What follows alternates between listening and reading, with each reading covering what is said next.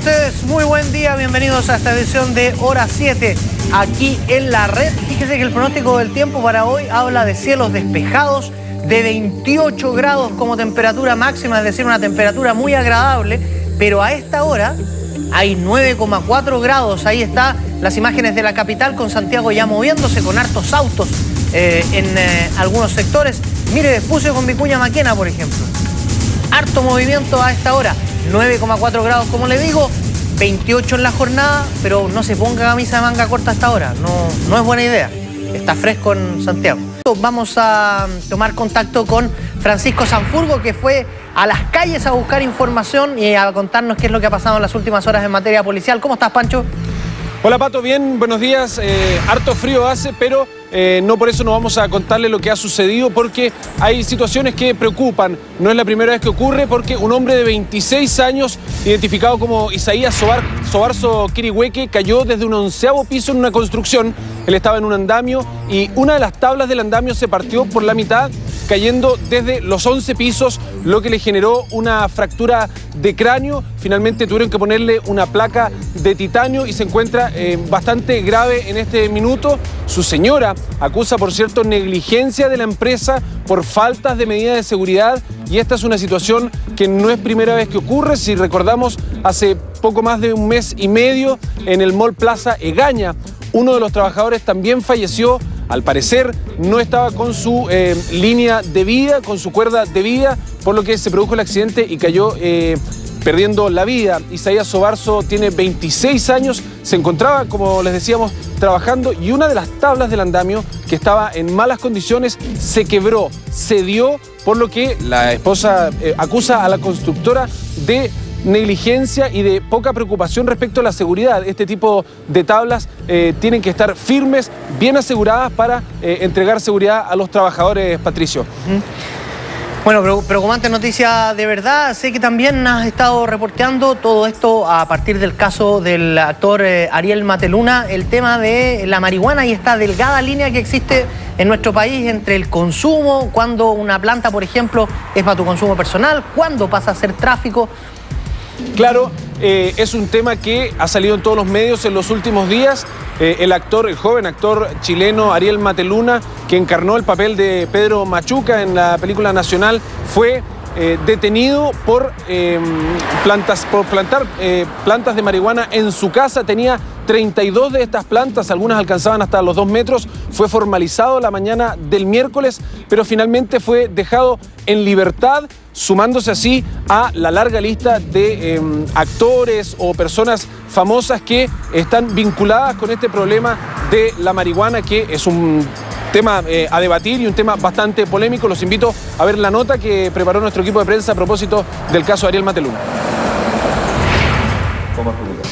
En libertad y con firma mensual quedó Ariel Mateluna. El actor, que se hizo famoso por su papel en la película Machuca, fue detenido durante la jornada de este martes por efectivos de Carabineros, luego de ser acusado por sus propios vecinos de mantener marihuana en su domicilio. Un caso que fue evolucionando poco a poco tras su formalización realizada este miércoles por el delito de cultivo ilegal de marihuana. Personal del cuadrante concurrió a este llamado, verificó la veracidad de los hechos, ingresó con autorización del propietario al domicilio, logrando su detención y la incautación de 36 plantas de marihuana. Según los antecedentes policiales, al imputado se le encontraron 36 plantas de marihuana, 250.000 pesos en efectivo y un sofisticado sistema para cultivar la droga al interior de su casa, ubicado en la comuna de Recoleta. El aviso de los vecinos habría sido el detonante de este operativo policial. Carabineros lo que nos indica es que llega al lugar por una llamada que es muy común que ocurra en causas de delito de droga, en que son llamadas anónimas. Obviamente las personas no se identifican. En un primer momento se dijo que el dinero encontrado era por el delito de tráfico de drogas, acusación que fue negada por su defensor, quien además confirmó que su cliente quedó en libertad, pero con firma mensual. 250.000 pesos corresponden a sus remuneraciones, producto que él es funcionario o trabaja en una teleserie, Pobre Rico, de Televisión Nacional. Y está todo en dinero, en billetes grandes, en fin, no tiene ninguna relación con nada que no sea aquello, y eso se acredita. Y la balanza es producto que el hermano de él es joyero. Y él efectivamente tiene todos sus elementos de joyero ahí, su banco joyero, sus esmeriles, sus herramientas, sus joyas. Por lo tanto, esos dos elementos están completamente desvinculados de este tema de las plantas. Una vez más la marihuana y los famosos en las portadas policiales. Ariel no es el primero. Casos como este hacen recordar denuncias como la Operación Jingo, donde varios integrantes de programa juvenil cayeron por producir y vender marihuana de alta calidad. Sin embargo, todos quedaron en libertad. Acusaciones mediáticas como las que vivió también Matías Vega, animador que cayó preso junto a 2 amigos por los delitos de microtráfico y cultivo, quedando libre pero con firma quincenal. Casos que vuelven a dejar en la palestra a la marihuana y, si es necesaria o no, su despenalización. Bueno, ahí es importante el tema, Pato, de los 250.000 pesos que finalmente se dice que pertenecían a su hermano, que es joyero y que básicamente es el punto de quiebre en la decisión de que quedara libre y con firma mensual. Recordemos que hay una delgada línea entre el microtráfico y el consumo personal. En este caso eran 36 plantas, por lo que es bastante complejo, pese a que el actor reclamó que era consumo personal. Él dijo: yo soy una persona de bien, no compro, no vendo, pero finalmente se pone en duda que 36 plantas sean en definitiva consumo personal.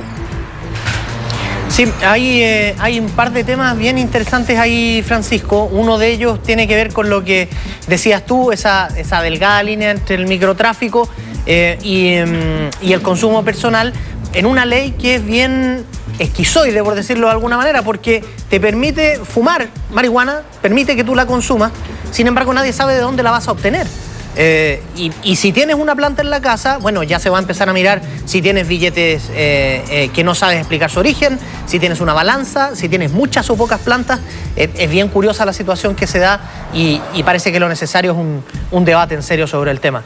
Sé que tienes otros destinos en la mañana y que vamos a estar comunicados nuevamente, Pancho. Así es, vamos a estar reporteando, particularmente en el tema policial, porque está ocurriendo mucho en estos días, así que vamos a estar informando prontamente de lo que está ocurriendo a esta hora de la mañana. Nos encontramos, chau. Buen día. Chau, chau.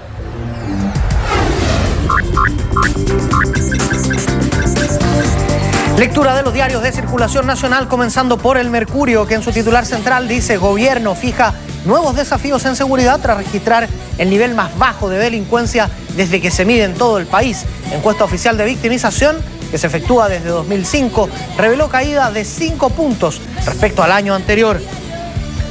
Moai, donado a Japón, fue recibido en Tokio. Luego de cruzar el Océano Pacífico durante varias semanas, un Moai tallado en la isla de Pascua para ser obsequiado a la ciudad costera de Minami-Sanriku fue presentado oficialmente en una ceremonia realizada ayer en Tokio. Y el presidente del PPD cuestiona acusación constitucional contra el ministro Harald Beyer. Es el senador Jaime Quintana.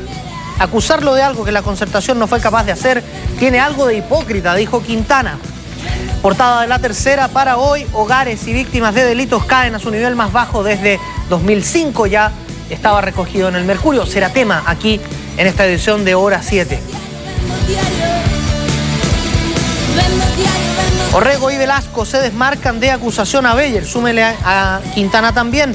Junto a sus pares Evelyn Matei y Cecilia Pérez, el ministro Beyer salió a rechazar el libelo. Eso fue ayer en la mismísima Moneda. Y Sampaoli prueba con González y descarta a Fernández como titular. Chile gana altura con el ingreso del zaguero. Se refiere a Marco González, hoy en el fútbol brasileño, exjugador de la Universidad Católica y de la U. ¿Qué sucede en regiones? Concretamente en Antofagasta. Aquí está El Mercurio de Antofagasta. Indignación de hinchas en bochornosa apertura del Calvo y Bascuñán. Así se llama el estadio para 21.000 personas. Miremos lo bueno, quedó espectacular el estadio de nivel de estándar FIFA. Va a ser sede de la próxima Copa América. El CDA terminó jugando de madrugada ante el América de Cali. Fue lo malo de la historia. 568 equipos radioactivos son utilizados en la región. Hay riesgo para la salud de la gente allí y por eso lo consigna El Mercurio de Antofagasta. Y La Estrella de Concepción dice: 2 víctimas fatales en feroz impacto con un camión. Otras 2 personas heridas. Móvil de carga prácticamente les pasó por encima. Penquista en motín infernal. cuenta la historia de la estrella del día de hoy y de todo en remate de La Tía Rica. También es tema de portada de este diario de la región del Biobío. 7 de la mañana con 10 minutos, vamos a seguir echándole una mirada a lo que sucede en el país, pero también queremos saber qué es lo que está sucediendo alrededor del mundo. Síntesis internacional con Valeria Gómez, como todos los días. Valeria, buen día. Hola Patricio, hola a ustedes en sus casas, muy buenos días y vamos a partir no con buenas noticias, sin embargo esto es algo que por supuesto nos sorprende, que son las malas relaciones que existen entre Venezuela y Estados Unidos, básicamente por su mirada hacia el mundo y cómo manejarlo. Sin embargo, existió un acercamiento desde el año pasado, desde noviembre más o menos, algo que se concretó el mes de enero de manera formal. Se habían estado estableciendo ciertos contactos, pero ese acercamiento, por poco que haya sido, quedó en nada, lamentablemente. Esto a raíz de que el mismo día que falleció Hugo Chávez, Roberta Jacobson, ella es la secretaria de Estado adjunta de Estados Unidos para Latinoamérica, cuestionara públicamente los procesos democráticos que lleva Venezuela. Por supuesto, una declaración que no cayó nada de bien, no solo por el contexto que se estaba dando, sino también porque ya se preveía lo que iba a suceder una vez fallecido el mandatario. Ahora el gobierno venezolano dijo, esto se congela porque no sabemos realmente cuál es la verdadera intención que tiene Estados Unidos para relacionarse con nosotros, un país absolutamente autónomo. Así que eso queda congelado por ahora. Vamos a otro conflicto que está sucediendo con Corea del Norte, Corea del Sur, Estados Unidos. Lamentablemente la tensión sigue en aumento. Revisemos las imágenes de lo que está sucediendo en ese sector del mundo, porque la tensión ha aumentado considerablemente desde que Norcorea amenazó con un ataque nuclear preventivo. Esto lo veníamos desarrollando desde la semana anterior. Sin embargo, en las últimas horas, Norcorea envió alertas de ataque aéreo y entregó órdenes al ejército para actuar inmediatamente. Esto fue comunicado por la televisión estatal de dicho país. Sin embargo, este mismo medio de comunicación no esclareció si el ataque ya fue ejecutado o solo está en planes. Por su parte, Corea del Sur aseguró que la alerta enviada por su vecino del norte fue solo un simulacro. Entre las medidas solicitadas a las Fuerzas Armadas se encuentra la adopción de contramedidas para reducir los daños. Entonces, como ya les comentábamos en un inicio, bastante tensa está la situación. Ahora vamos a hablar sobre un hecho bastante puntual que se conversó incluso en términos públicos cuando fue la elección del Papa. Esto porque inmediatamente se cuestionó cuál había sido su rol durante la dictadura argentina. Una de las denuncias o uno de los temas que se conversaba públicamente era que si él efectivamente había propiciado la posibilidad de secuestros de unos sacerdotes en esa época. Sin embargo, uno de estos sacerdotes jesuitas, identificado como Francisco Jalix, quien fue efectivamente secuestrado durante la dictadura argentina junto a su par Orlando Iorio, salió a negar que ambos hayan sido denunciados por Jorge Mario Bergoglio, actual Papa Francisco, y en ese entonces superior provincial de los jesuitas en Argentina. Es más, él dice, es un error afirmar que nuestra captura ocurrió por iniciativa del padre Bergoglio. De esta manera se desmiente esta acusación.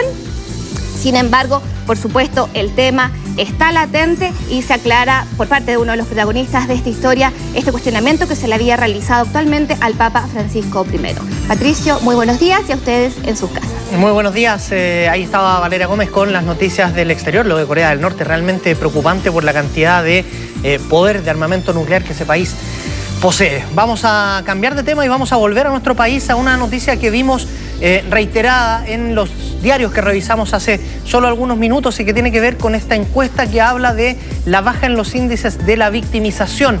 ¿Qué es concretamente lo que está medido? ¿Cuál es la sensación que se produce, que recoge en la gente? Se lo contamos en la siguiente nota. Cuentas alegres saca el gobierno en su lucha contra la delincuencia. Según los datos arrojados en la encuesta de seguridad ciudadana, la victimización en los hogares disminuyó 4,8 puntos porcentuales el año pasado, cifra menor al del 2011. Como país, queremos lograr que sean los delincuentes los que tengan temor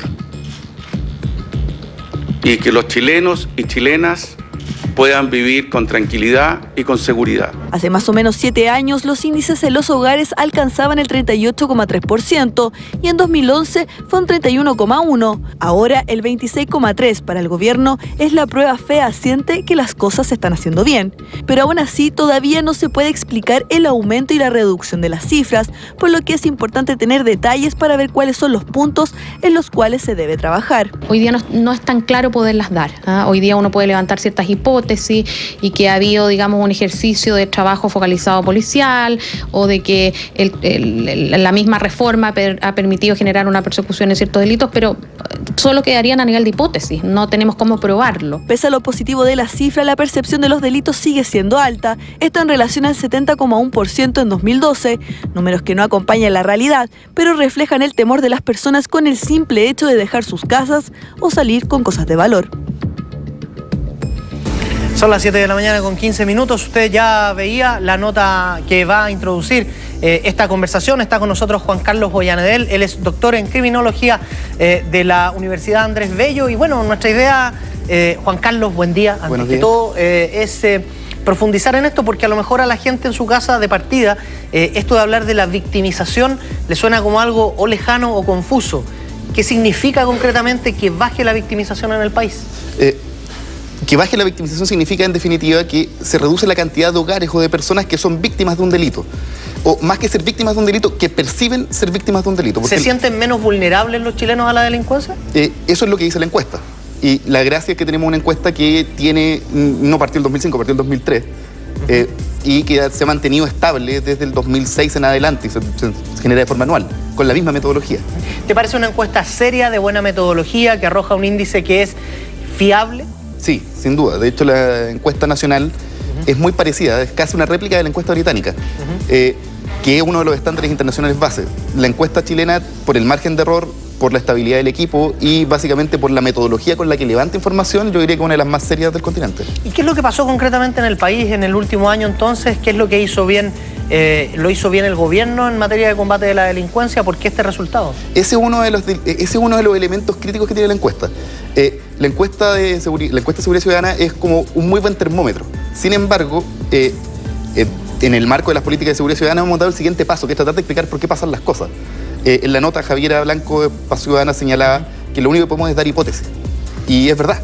Y ahí hay un déficit importante tanto por parte del gobierno, por parte del Estado, en particular por la creación del Ministerio, del Ministerio de Seguridad Pública, de Interior y Seguridad Pública. Uno esperaría que eso tienda a resolverse.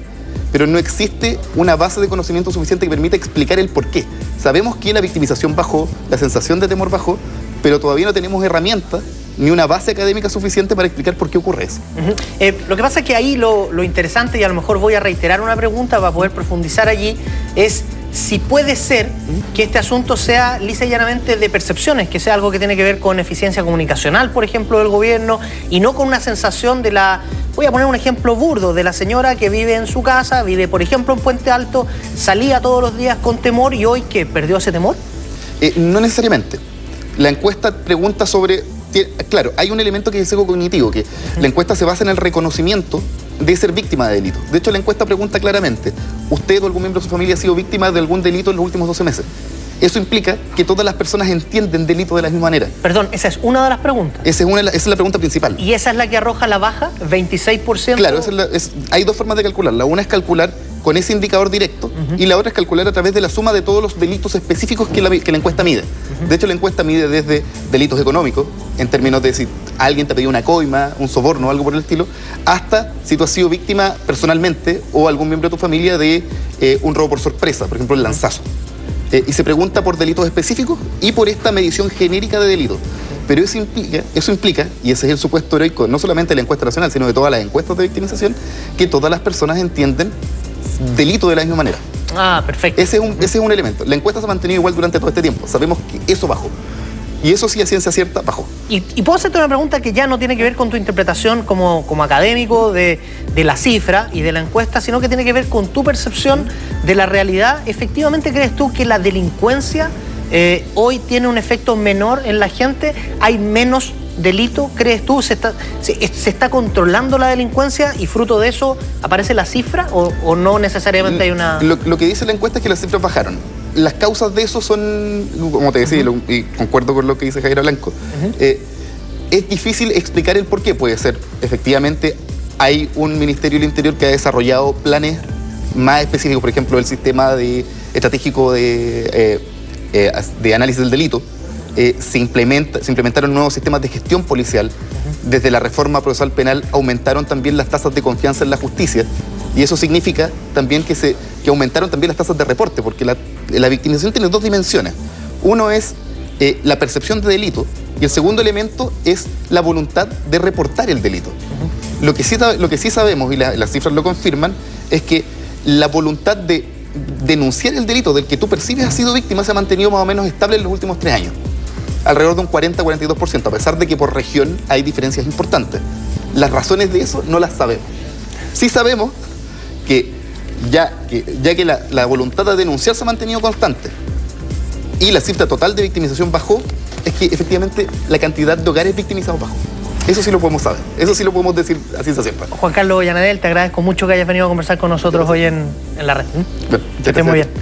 Y nosotros le vamos a contar ahora a las 7:21 de la mañana de una noticia que, bueno, está en el tapete, ha generado muchos comentarios, ha generado mucha controversia política y tiene que ver con esta acusación constitucional presentada en contra del ministro de Educación, Harald Beyer, a quien se le acusa de no haber sido prolijo, de no haber sido consistente en la fiscalización al lucro que cometen instituciones de educación superior. Concretamente, la respuesta evidente del gobierno fue: ¿cómo nos critican por algo que no hicieron en 20 años?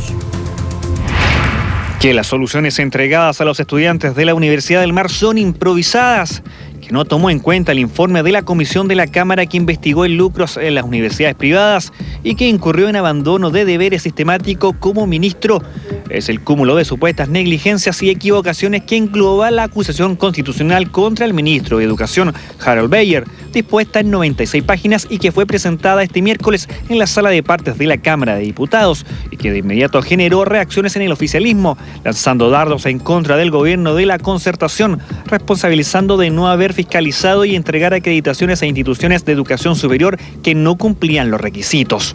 Tratar de perseguir políticamente al único ministro que ha fiscalizado el lucro en las universidades es una vergüenza. Porque yo no creo que puedan ser tan carepalo de que ahora ellos de repente creían que había que fiscalizar más, cuando durante 20 años no fiscalizaron absolutamente nada. La Concertación miró y actuó pasivamente, y muchos de sus propios militantes son dueños de las universidades.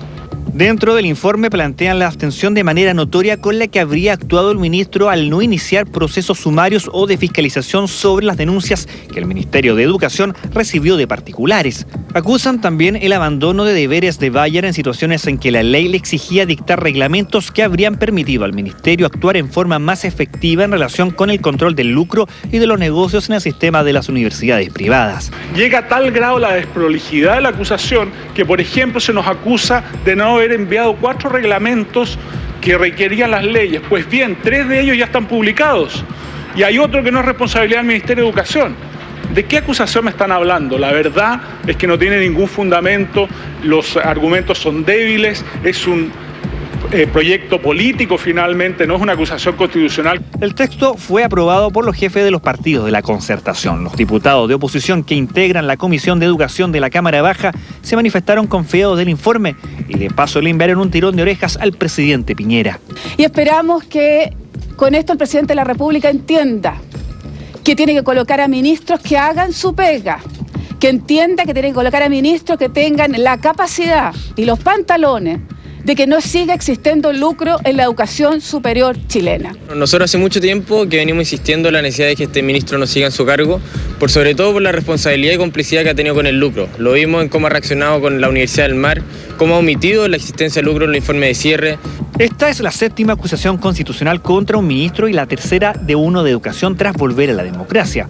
Recordemos que Yasna Proboste terminó destituida por el Senado. Esta nueva acusación será votada este jueves.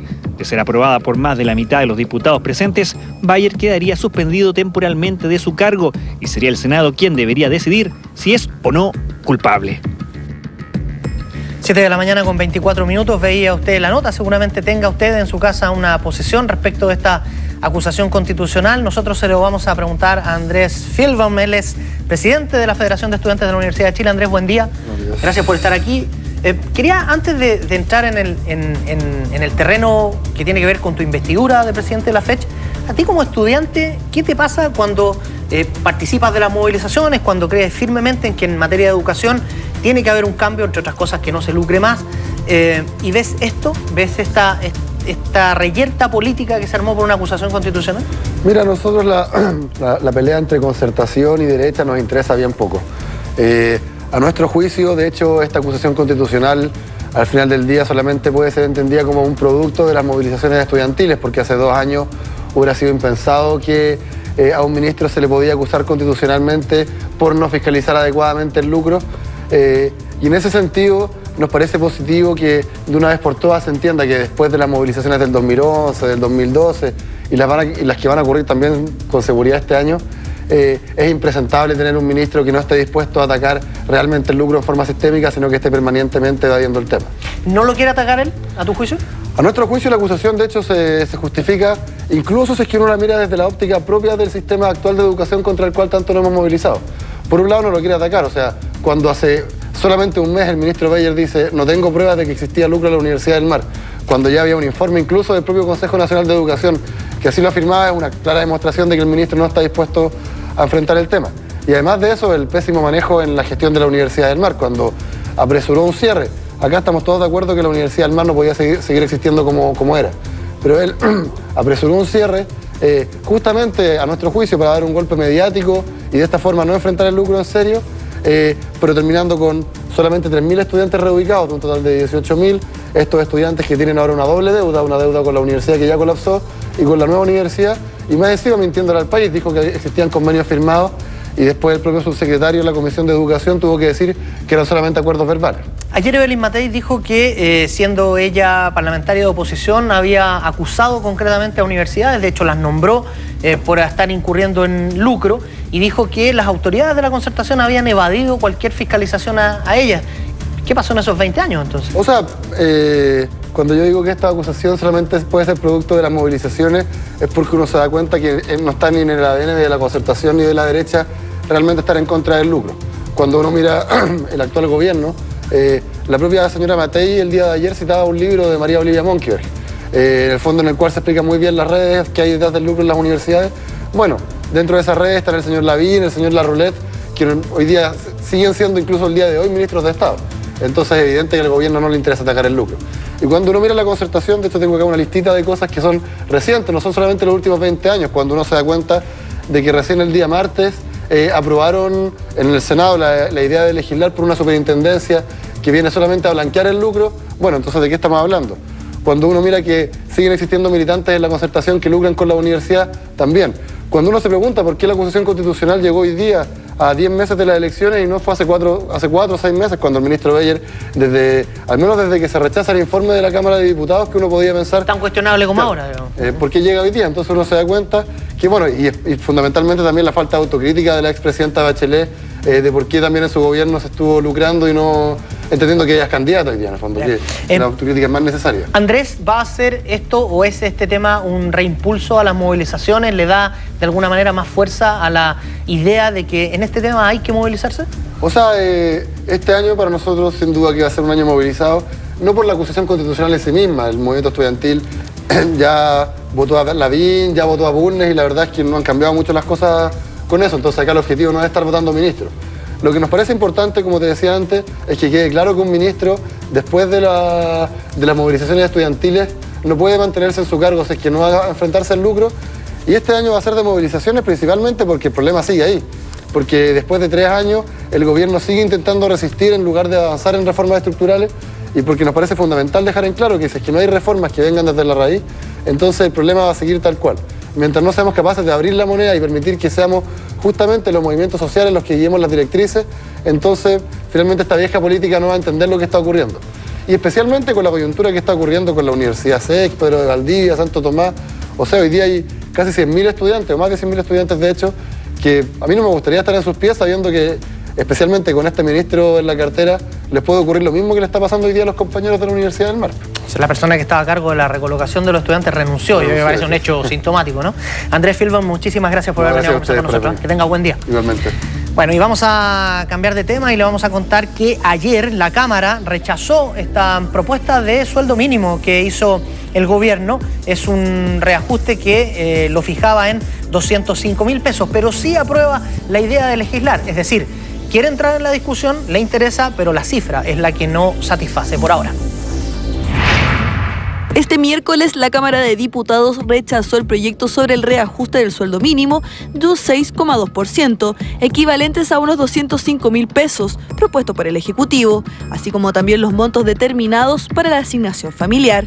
La propuesta legal fue aprobada en general por 79 votos a favor, mientras en particular fueron rechazados los artículos primeros y segundos, correspondientes al reajuste y asignación familiar, y aprobaron los artículos tercero y cuarto que tienen relación con la vía de financiamientos de la medida a cargo del tesorero público. Nosotros creemos que el piso para empezar a conversar son 210.000 pesos y tener una disposición con la CUT, con los trabajadores, con los parlamentarios al diálogo. Este no es un tema político, es un tema ciudadano, hay que tratarlo de esa manera. Mientras que la oposición enfatiza que el piso mínimo para empezar a conversar sobre el sueldo mínimo es 210.000 pesos, además de tener una disposición al diálogo, el oficialismo acusó a la concertación de atrasar la puesta en marcha del reajuste. La concertación hizo lo de siempre, ante una propuesta positiva del gobierno, votó en contra, tratando de doblar la mano, de querer muñequear. Y en la UDI lo lamentamos mucho porque los que pierden son los trabajadores. Una discusión que recién está comenzando, mientras el proyecto pasará a la Comisión de Hacienda del Senado. 7 de la mañana con 31 minutos. Bueno, y vamos a tratar de profundizar en este tema, darle una mirada, a ver si usted la comparte o no. Pero siempre es interesante conversar con Benito Aranda, que está aquí con nosotros. Benito, ¿cómo estás? Muy bien. Muy buen día. Está instalado este debate, lo instaló el gobierno, digamos, y con una propuesta de 205.000 pesos como salario mínimo, y sigue siendo una discusión bien técnica que da la sensación que de repente ignora las cosas del día a día de la gente que debe vivir con 193, 200, 202, 205.000 pesos. ¿Qué mirada tienes tú concretamente de la propuesta del gobierno y de la cifra? Bueno, desde hace por lo menos 2 décadas he estado señalando que Chile no se puede dar el lujo y no puede ser tan vergonzoso que paguemos un salario que haga que las personas vivan en pobreza. O sea, trabaja para ser pobre. Exactamente. Chileno. Entonces, con el salario mínimo que tenemos actualmente, una familia de 4 personas va a vivir en pobreza y va a aparecer, ¿no es cierto?, nuestras estadísticas viviendo en pobreza. Y no solo eso, después al final el Estado es tan absurdo que le transfiere dinero a través de los bonos. Entre el último año del gobierno de la presidenta Bachelet y los años que llevamos el gobierno del presidente Piñera, se han entregado más de $1.000 millones en bonos, no en los subsidios únicos familiares o de vivienda, $1.000 millones. Con $1.000 millones tú podrías haber inyectado esos recursos en empleo juvenil, por ejemplo, que afectan a las mismas familias que están en extrema pobreza. Podrías haber inyectado dinero para mejorar los salarios de los salarios básicos, los salarios más mínimos, ¿no es cierto?, como lo hacen en otros países del mundo. Benito, podemos profundizar ahí, detenernos ahí, porque tú dices, pudo inyectarlos, pudo usar esos $1.000 millones en vez de en bonos, que además se confunde con un tema electoral. Eso es inevitable, ineludible. El presidente que ofrece bonos da la sensación que está en campaña. Pero tú dices, se puede usar mejor, y dices, ¿cómo? ¿Subsidio juvenil? Claro, lo que se ha hecho en el pasado, se ha aplicado un modelo que es el modelo del empleo juvenil con un subsidio al empleo que ha resultado bastante bien y ha sido evaluado. Pero en otras partes del mundo, por ejemplo, cuando tú tienes un salario, las empresas no pueden llegar a un salario que le permite vivir dignamente a las personas, lo que hace el Estado es transferirle recursos en el salario a esas personas. Entonces, si tú tienes un salario que llega a 200 y efectivamente esa persona debería ganar 300 para poder vivir dignamente, no les entrega un bono donde todos aplauden y por carga y por esto y peleas después en el Congreso si les va a entregar 40, 45, 70, sino que dice, yo voy a inyectar los recursos a través, ¿no es cierto?, del salario de esas personas. Finlandia lo hace así, ya, o lo hizo en un tiempo así en los periodos de crisis, otros países también lo han hecho.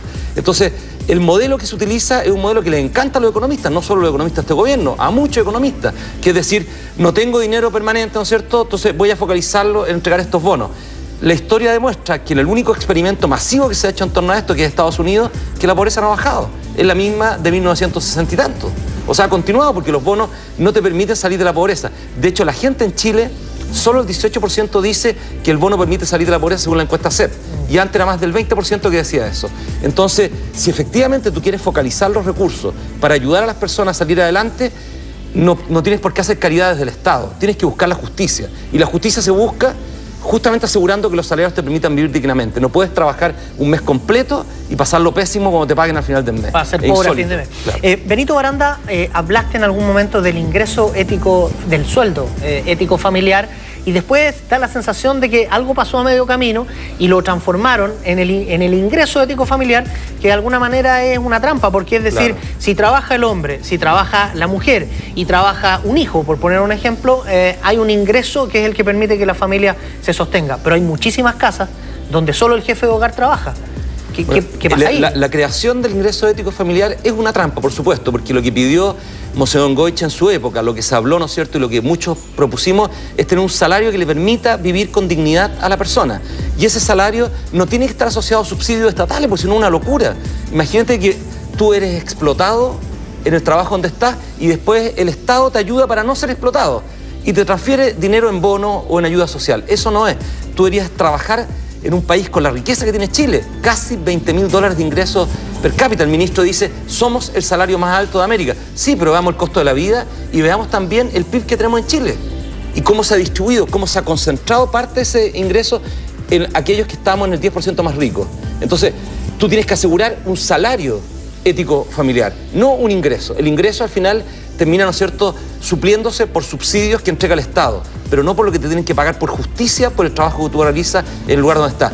Más aún, hoy día se dice que se calculó este ingreso en base a una comisión de expertos. La vergüenza es que la comisión de expertos sesionó en un día. Yo lo encuentro insólito. Si se comprometieron a hacer el año pasado una comisión de expertos para de una vez por todas sacar esto de la discusión y de la pelea política y decir qué es lo que tenemos que calcular. Se habla de que esto es mayor que el IPC. Y yo digo, sí, pero el IPC que tienen las personas que viven en pobreza no es el IPC que tenemos todos nosotros, el IPC de los pobres, que es por lo menos 2 puntos más que el IPC, ¿no es cierto?, tradicional que nosotros vemos. Entonces, la verdad es que no nos engañen con el lenguaje. Aquí hay algo detrás de una alta irresponsabilidad y falta de rigurosidad profesional. Y nos asustan que este salario se sube más, va a haber inflación o más desempleo. Bueno, para algo estudiaron ellos 14 años, tienen doctorado, entonces con eso ellos hagan entonces algo que no afecte el empleo en Chile. Benito, te quería preguntar exactamente lo mismo, porque cuando hablaste de la comisión de expertos, de verdad que uno se pregunta, claro, se hacen expertos en Harvard o en otras escuelas de economía en Estados Unidos, pero ¿tendrán alguna remota idea de lo que es vivir con 205.000 pesos por mes? Bueno, experto de experiencia, ninguno de ellos ha vivido con eso. Y la experiencia es lo que manda. Ojalá la mitad de la comisión fuese de personas que ganan el salario mínimo y la otra mitad de personas que han estudiado. Ya no descalificando los conocimientos, por supuesto que los conocimientos son necesarios, pero al faltar la experiencia, tú no dices y no tienes encarnado, ¿no es cierto?, el dolor de vivir de manera miserable después de trabajar, ¿no es cierto?, 8 horas diarias, de trabajar todo un mes y tener un salario que no te permite vivir dignamente. Para la gente que nos está escuchando, porque esto es algo de alta complejidad. Sí. Tú no ganas 190.000 pesos al día, ganas 150, eso es lo que te queda para el bolsillo. Y si vives en una comuna periférica, por lo menos el Gran Santiago, no sé tanto de las otras ciudades de Chile, pero por lo menos el Gran Santiago, te gastas 50? Un tercio de eso solo en transporte. 50.000 pero no solo eso. Mucha gente antes vivía en campamento, no pagaba luz, no pagaba agua. Te gastas después otro cuarto, te lo gastas también en todos los otros consumos. Entonces, al final lo que te queda efectivamente para poder vivir es muy limitado. Entonces, la vida se transforma en una vida miserable. Trabajas y tienes una vida miserable. Nos está pillando el tiempo, pero antes que te vayas, Benito, quería preguntarte, yo sé que esta discusión y esta pregunta es medio enojosa, pero ¿hay una cifra que hoy te dejaría conforme? Que si la escucharas dirías, bueno, nos estamos acercando a lo que corresponde hacer. Una cifra que permita que no se instale el mito de que aquí va a quedar todo el mundo cesante y que Chile va a quebrar. ¿Hay una cifra? Yo he hablado en el pasado, ¿no es cierto?, que esa cifra debería ser para una familia de 4 personas que efectivamente le asegure pasar la línea de la pobreza. La línea de pobreza la estamos discutiendo ahora en una comisión presidencial, pero la línea de pobreza que tenemos hoy día por lo menos debería ser que una persona líquido recibiera 280.000 pesos. Si no recibe 280.000 pesos es un engaño. Eso puede ser sumando, ¿no es cierto?, los subsidios únicos familiares y todo, y a lo mejor el umbral hay que ponerlo en lo líquido, que sea 250.000 pesos, líquido, no bruto, porque si no, nuevamente nos están engañando. El cómo llegamos a eso, bueno, el Estado tiene que resolverlo, para eso están los expertos que están allí. Lo tiene que resolver a través del subsidio directo, ¿no es cierto?, al salario, buscarán los instrumentos más adecuados para no afectar la creación de empleo. presidente de América Solidaria, Benito Baranda, estuvo con nosotros y muchas gracias por venir, Benito. Gracias a ustedes, pues. Bueno, y nosotros vamos a invitarlo a que si va a salir de casa ahora se vaya muy bien informado. Este es un resumen con las principales noticias de nuestro país. Un intento de motín en la cárcel de Linares durante la noche del martes causó un incendio en uno de los módulos del centro penitenciario. Esta situación dejó como resultado un muerto y uno de los internos quedó con el 50% de su cuerpo quemado. No han dado ninguna información, que según lo más que lo vamos para la casa. Somos seres humanos. Bueno, la Fiscalía solicitó la concurrencia del abogado, que va a trabajar todo lo que es este suceso, para establecer la causa de este incendio, dónde se genera, los motivos, y también la brigada de homicidio, la BH. Los representantes de las Alguera y pescadores mencionaron que el daño ambiental en la zona ya ha sobrepasado los límites. Esto debido a los residuos de las termoeléctricas del sector y que ha provocado que millones de langostinos vararan en Caleta Los Rojas, en Coronel. Al lugar llegó la Fiscalía y la Brigada de Delitos Ambientales de Valdivia para investigar el caso. No, porque pararon las termoeléctricas como a las 5 de la mañana porque sabían que venían a hacer la medición de agua, más que nada las investigaciones, y sabían que iban a venir ustedes. Hemos tomado muestras de estos recursos para determinar si existe algún tipo de traza de elementos que nos pueden orientar a la investigación, y también vamos a determinar la composición física de las aguas del mar. Nos vamos a introducir un momento en la Bahía Coronel. Este miércoles el Juzgado de Garantía de San Bernardo dictaminó la sentencia contra Joaquín Maluenda, dueño del Circo Los Tachuelas. Tras el juicio simplificado, Maluenda fue sentenciado a 100 días de presidio menor en su grado mínimo y una multa de 100 UTM por el delito de maltrato animal contra la elefanta Ramba. Que se ha condenado por un delito que el Ministerio Público logró probar a través de la gran cantidad de pruebas que presentó, y él fue condenado por el delito de maltrato habitual. Estoy condenado por maltrato animal cuando en consecuencia tengo como 100 animales que están resguardados en mi parcela con el visto bueno del SAC. El próximo 23 de marzo, Bolivia celebrará, como ya es de costumbre, el Día del Mar, evento donde se espera que su presidente Evo Morales reitere sus críticas a Chile, mientras desde La Moneda y ante la posible reacción del presidente altiplánico, la respuesta fue una sola. Que ellos celebren todo lo que quieran celebrar, incluso lo que no tienen. Que celebren todo lo que quieran celebrar. 7 de la mañana con 46 minutos, aquí está el pronóstico del tiempo para todo nuestro país. Arica va a estar nublado con 24 grados como máxima, Iquique nubosidad y 23, Antofagasta también nublado 20, solo parcial en La Serena se va a asomar el sol y 21 grados va a ser la máxima. En la zona central, en Valparaíso, va a estar despejado. Esperan 21 grados como máxima. Calor en Santiago, 28, no por ahora, pero de aquí al mediodía sí. Despejado también Rancagua y Talca con 27 grados como temperatura máxima. En el día en que Chile se embarca a jugar con Perú, juega mañana, que le vaya bien a la Roja. Concepción, 20 grados, temperatura máxima y cielos despejados. También para Temuco, donde esperan 18. Puerto Montt, 17. Y mire, nublado y con precipitaciones en Punta Arenas, 13 grados es la máxima.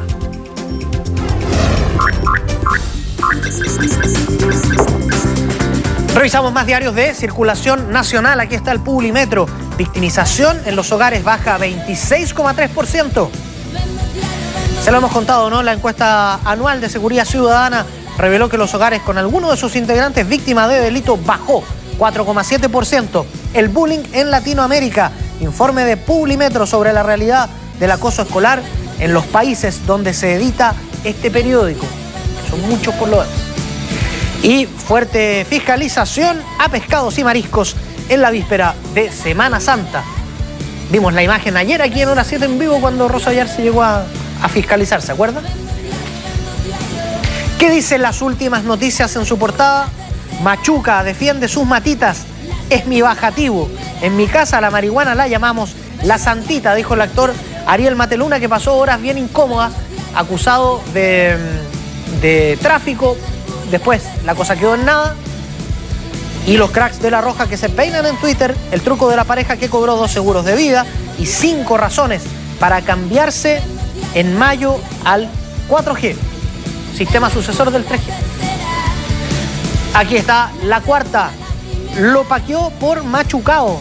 Matías Kerr, su compa en la célebre película, le recetó a Ariel Mateluna alejarse de la macoña. No fume más, compadrito, le habrá dicho. Tonquita confesó que nunca ha pisado la uva para hacer un rico vinacho. Son traviesos estos muchachos de la cuarta. Bueno, claro, hay fiesta de la vendimia este fin de semana y con eso tiene que ver lo que trae la cuarta respecto de Tonka Tomisic. Le ponemos vamos a poner un poco de humor a la mañana, ¿no? Aquí está el chiste de todas las mañanas de Herbie en la tercera. Dice: Beyer espera que con la llegada del otoño se empiecen a caer las hojas de la acusación, en referencia a la acusación constitucional. Y en el chiste del Mercurio, Malvinas, dice el titular, se ve ahí una imagen, me parece, como de la Capilla Sixtina. Claro, allá va Cristina conversando con el Papa. Lo nuevo es que ahora un argentino será juez y parte, dicen los que comentan el tema allí.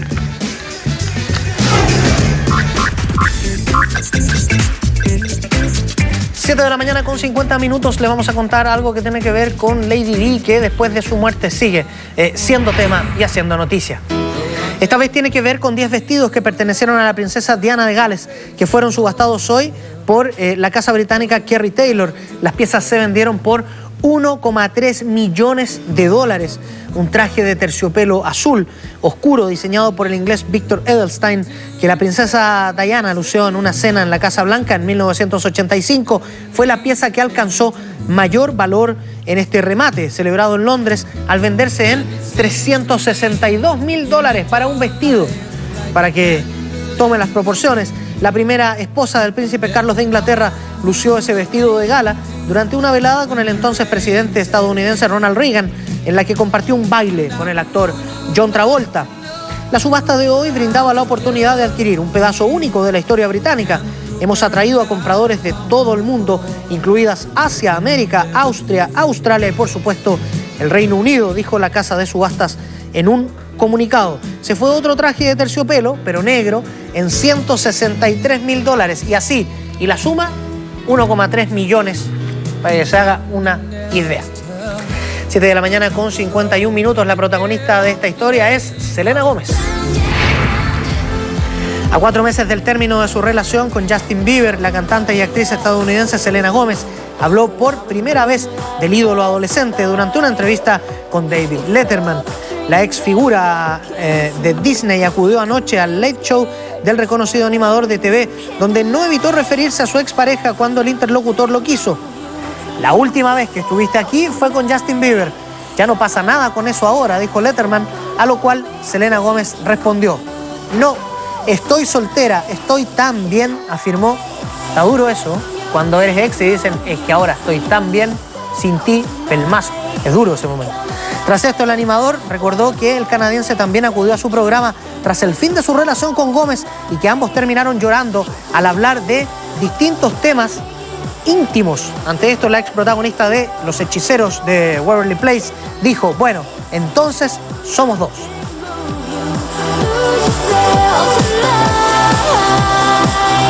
Siete con 52 y cambiamos de Selena Gómez. Es fuerte la transición a los Depeche Mode. Vamos avanzando. Depeche Mode anunció que llevará a Sudamérica su trabajo más reciente, Delta Machine, que verá a la luz el próximo día 26, según adelantó en Berlín el tecladista y miembro fundador de la banda británica Andrew Fletcher.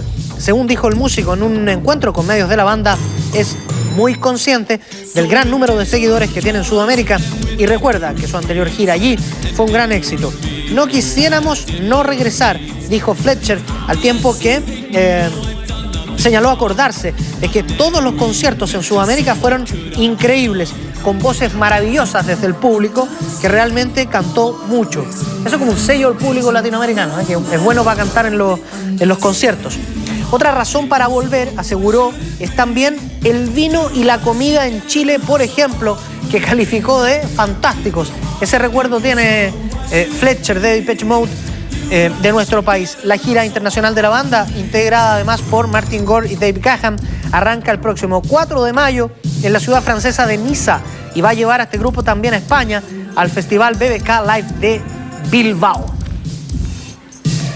7 de la mañana y 53 minutos. Aquí está Katie Holmes, que le vamos a contar de ella, que el año pasado sorprendió al mundo no solo con su inesperado divorcio de Tom Cruise, sino que también al protagonizar una sensual campaña publicitaria. Ahora la joyería brasileña H. Stern decidió relanzar la campaña de la actriz para promocionar su nueva tienda ubicada en Sloane Street en Londres, que se va a abrir a finales de este mes. En una de las imágenes se puede ver a Katie Holmes desde la cintura hacia arriba sin ropa y tapándose su busto usando nada más que un collar. Mientras que en otras fotografías la muestran en traje de baño negro, con el cabello mojado en el mar, también acostado en la arena, pero con un bikini blanco. Desde que anunció su divorcio de Tom Cruise el año pasado, cada uno de sus movimientos son perseguidos por la prensa.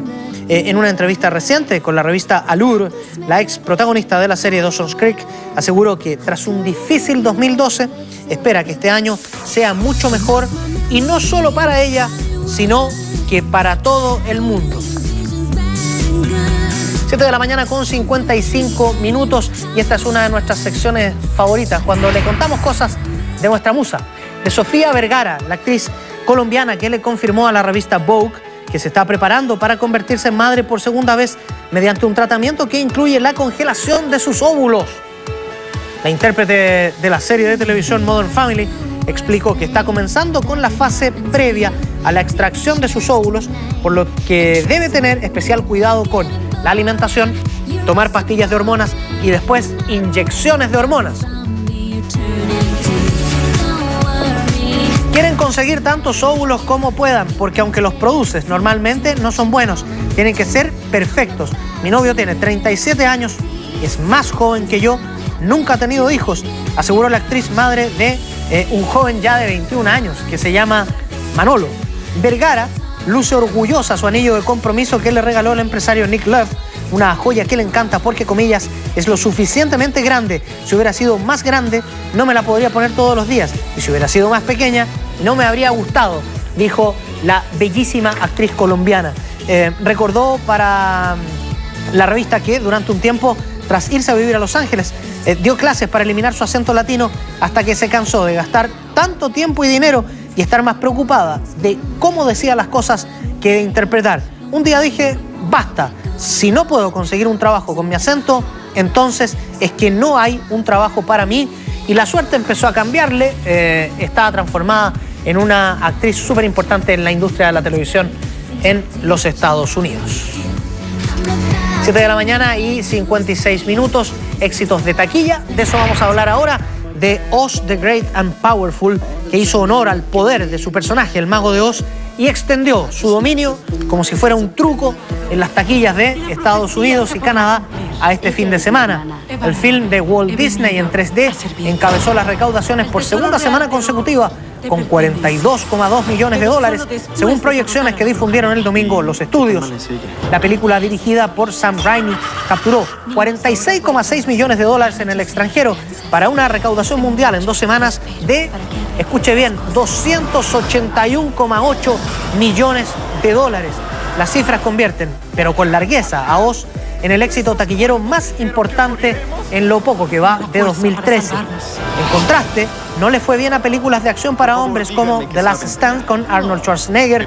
Y todavía hace películas de acción este hombre, todavía se sostiene, está veterano ya. Y Bullet to the Head con otro veterano, Sylvester Stallone. Sí, pero ellos lo ignoran. 7 de la mañana, 58 minutos. Si hay tiempo para David Bowie, siempre hay tiempo para David Bowie, ¿no?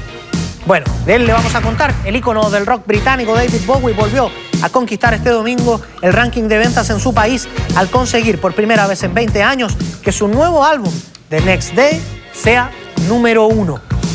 Bowie sorprendió al mundo entero cuando el pasado 8 de enero, día de su cumpleaños 66, rompió una década de silencio musical y publicó el single Where Are We Now, su primer lanzamiento desde el álbum de estudio de 2003, Reality.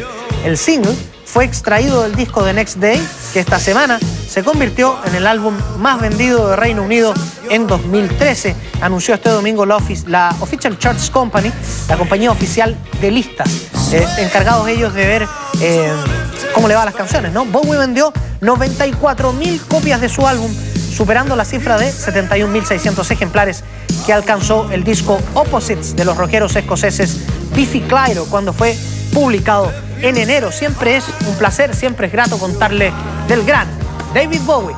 7:59, déjenme actualizar la temperatura, estamos pegados a los 9 grados, es una mañana fresca aquí en Santiago, pero se supone que habrá 28 a lo largo del día. Ya sabe usted lo que viene, Mujeres Primero, y que tengan todos un excelente día.